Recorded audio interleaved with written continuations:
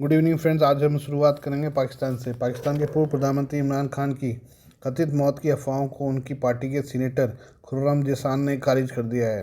उन्होंने बताया कि इमरान खान जिंदा हैं और इस समय रावलपिंडी की अडियाला जेल में बंद है। हालांकि खुर्रम ने दावा किया कि खान को पाकिस्तान से बाहर भेजने के लिए दबाव बनाया जा रहा है। उन्होंने ये बात अफगान सोशल मीडिया अकाउंट्स पर चल रहे दावों के बीच कही है, जिसमें आरोप लगाया गया था कि खान की हिरासत में हत्या कर दी गई है। समाचार एजेंसी एएनआई से बातचीत में जीशान खुर्रम ने कहा कि इमरान खान को लगभग एक महीने से पूरी तरह अकेले रखा गया है। खुर्रम ने इमरान खान को तन्हाई में रखने को पूर्व प्रधानमंत्री पर पाकिस्तान छोड़ने के लिए दबाव डालने की जानबूझकर की गई कोशिश बताया। उन्होंने कहा कि इमरान खान के परिवार, लीगल टीम और सीनियर पीटीआई नेताओं को उनसे मिलने की इजाज़त देने वाले कोर्ट के ऑर्डर के बावजूद उनसे मिलने नहीं दिया गया है। इमरान खान को लेकर अटकलों ने पकड़ा जोर। जीशान ने एएनआई से कहा, यह बहुत बुरा हुआ। उनकी तन्हाई पूरी तरह से मानवाधिकार का उल्लंघन है। उन्हें किसी चीज़ के लिए मजबूर करने की कोशिश कर रहे हैं। अगर 2023 से अदियाला जेल में बंद इमरान खान को पिछले एक महीने से उनकी बहनों से भी नहीं मिलने दिया गया है। इसके साथ ही हाल के दिनों में उनकी सेहत का कोई फ़ोटो या वीडियो सबूत नहीं आने के बाद उनकी किस्मत को लेकर अटकलें तेज हो गई हैं। ईशान ने अफवाहों पर विराम लगाते हुए कहा कि पार्टी को खान की सुरक्षा के बारे में भरोसा मिला है। उन्होंने पुष्टि की कि पिछले कुछ दिनों में हमें गारंटी दी गई है कि वह जिंदा हैं और अभी अडियाला जेल में बंद हैं। वह ठीक हैं। जीशान ने दावा किया कि पाकिस्तान ने सरकार इमरान खान को देश छोड़ने के लिए डील मानने के लिए मजबूर कर रही है। उन्होंने कहा कि सरकार ने पेशकश की कि अगर खान पाकिस्तान छोड़ने और विदेश में चुप रहने के लिए राजी हो जाते हैं तो उन्हें छूट मिलेगी। उन्होंने आगे कहा कि वे एक डील करने की कोशिश कर रहे हैं, लेकिन इमरान खान इसके लिए कभी राजी नहीं होंगे। आइए हम बात करें कोविड-19 की दवाई के बारे में। अमेरिका के food and drug administration US FDA ने कहा है कि देश में कोविड-19 टीकाकरण की वजह से कम 10 बच्चों की मौत हुई है। इसका एक संभावित कारण मायोकार्डिटिस या दिल की सूजन बताया गया है। एएफडीए के चीफ मेडिकल और साइंटिफिक अफसर विनय प्रसाद ने एक एएनसी स्टाफ को भेजे एक मेमो में कहा है कि एक रिव्यू में कम से कम 10 ऐसे बच्चों की पहचान हुई है जिनकी मौत कोविड-19 वैक्सीन लगने के बाद और उसकी वजह से हुई। समाचार एजेंसी रॉयटर्स ने बताया कि प्रसाद ने मेमो में लिखा कि मौतें वैक्सीनेशन से जुड़ी हैं। एक बहुत बड़ा खुलासा है। पहली बार अमेरिकी एफडीए यह मानेगा कि कोविड-19 वैक्सीन से अमेरिकी बच्चों की मौत हुई है।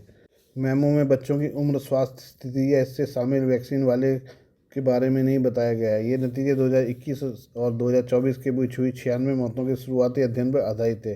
प्रसाद ने कहा कि इससे यह नतीजा निकलता है कि कम से कम 10 मौतें कोविड-19 वैक्सीनेशन से जुड़ी हैं। प्रसाद ने मेमो में लिखा है, ऐसा मामला पढ़ना मुश्किल है जहां 7 से 17 साल के बच्चे कोविड वैक्सीन की वजह से मर सकते हैं। उन्होंने वैक्सीन की निगरानी को और सख्त करने के प्लान की घोषणा की। एफडीए रिव्यू को पीयर रिव्यू नहीं किया गया है। इसके पहले न्यूयॉर्क टाइम्स ने अपनी रिपोर्ट में बताया था कि नए एफडीए रिव्यू के नतीजे किसी पीयर रिव्यूड मेडिकल जर्नल में प्रकाशित नहीं हुए हैं। Centre for disease control and prevention की वैक्सीन कमेटी अगले सप्ताह बैठक करने वाली है। इस बीच अमेरिका के स्वास्थ्य मंत्री रॉबर्ट एफ कैनेडी जूनियर ने कोविड वैक्सीन पर सरकारी नीतियों में बड़ा बदलाव किया है। इसके तहत 65 साल और उससे ज़्यादा उम्र के लोगों के साथ साथ उन लोगों तक उसकी पहुंच सीमित कर दी है जिन्हें कोई दूसरी बीमारी है। डोनाल्ड ट्रंप के प्रशासन में हेल्थ सेक्रेटरी का पद संभालने से पहले कैनेडी लंबे समय तक एंटी वैक्सीन अभियान से जुड़े रहे हैं। कैनेडी ने वैक्सीन को ऑटिज्म से भी जोड़ा है।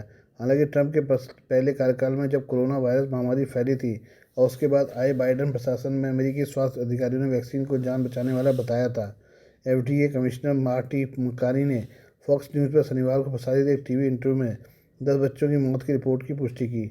मकारी ने फॉक्स एंड फ्रेंड्स को बताया कि 2020 में रिलीज़ हुई कोविड वैक्सीन जोखिम वाले लोगों और बुजुर्गों के लिए बहुत अच्छी थी, लेकिन उन्होंने कहा कि अब युवाओं को हर साल कुछ कोविड शॉट देना साइंस पर आधारित नहीं है।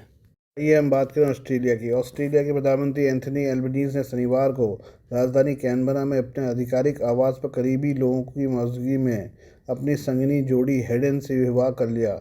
ऑस्ट्रेलिया की संघीय सरकार के 124 साल के इतिहास में वह ऐसे पहले व्यक्ति हैं जिन्होंने प्रधानमंत्री पद पर रहने के दौरान विवाह किया है।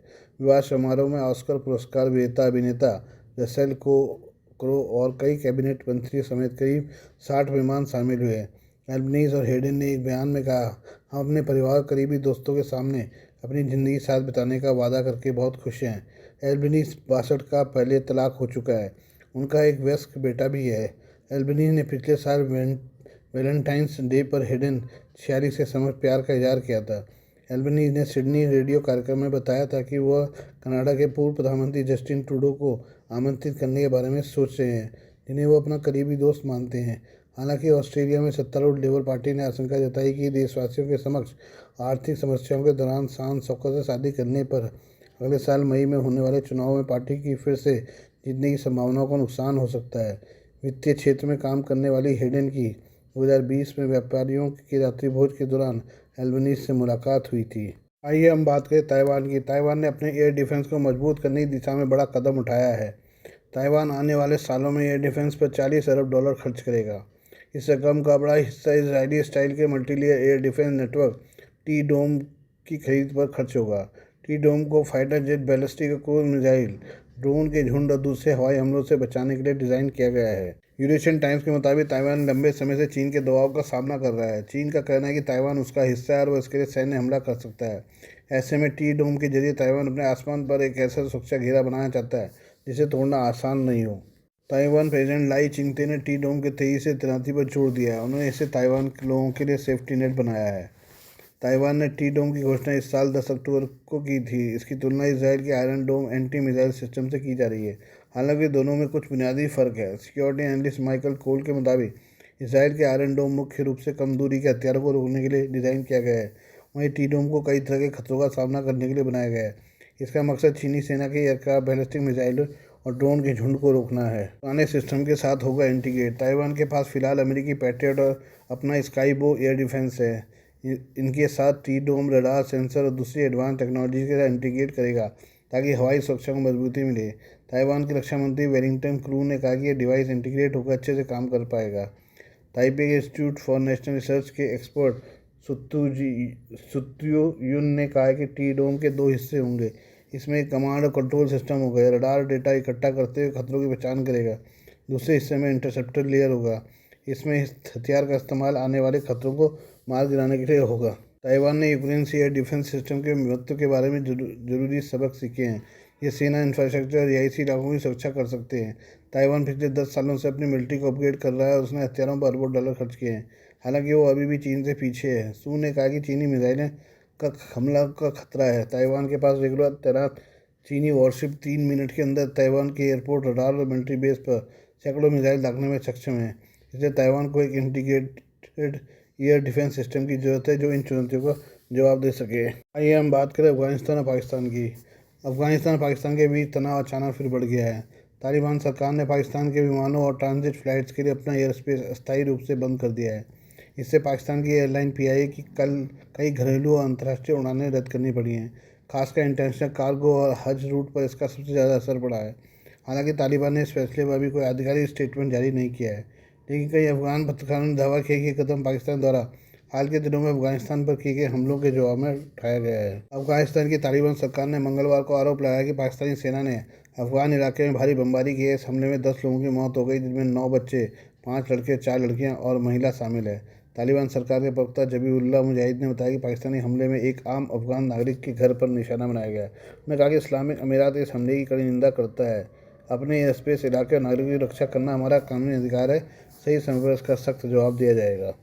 अफगान मीडिया रिपोर्ट के मुताबिक पाकिस्तान की ओर से कुनार और पतिका के बॉर्डर इलाकों में भी ड्रोन और फाइटर जेट से हमले किए गए। इन हमलों में 4 और आम नागरिक घायल हुए हैं। खोस्त प्रांत के गवर्नर के प्रवक्ता मुस्तगफीर गुरबुज ने पुष्टि की है कि ड्रोन और हवाई जहाज़ों ने आम लोगों के घरों को टारगेट किया। एएफपी की एक रिपोर्ट के अनुसार लोगों मलबा हटाते हुए मारे गए लोगों की कब्रें तैयार करते हुए नजर आए। एयर स्पेस बंद करने का असर, पाकिस्तान मुश्किल में। तालिबान सरकार के इस कदम का सीधा असर पाकिस्तान पर पड़ रहा है। पीआई की कई उड़ानें रद्द हैं। हज पर जाने वाली यात्रियों की परेशानी, इंटरनेशनल कार्गो रूट प्रभावित, ट्रांजिट फ्लाइट्स को लंबा रूट लेना पड़ेगा। यह पाकिस्तान की एविएशन इंडस्ट्री के लिए बड़ा झटका माना जा रहा है। हाल के महीनों में पाकिस्तान और तालिबान सरकार के बीच रिश्ते लगातार बिगड़ रहे हैं। पाकिस्तान अक्सर अफगानिस्तान पर टीटीपी, तहरीक तालिबान पाकिस्तान को साथ देने का आरोप लगाता है, जबकि तालिबान पाकिस्तान को सीमा पार हमलों के लिए जिम्मेदार ठहराता है। एयर स्पेस बंद होने के बाद स्थिति और तनावपूर्ण हो गई है। दोनों देशों की सरकारों के बीच बातचीत अभी तक नहीं हुई है। Please do like, share and subscribe this channel of my news, views and analysis by Prakash.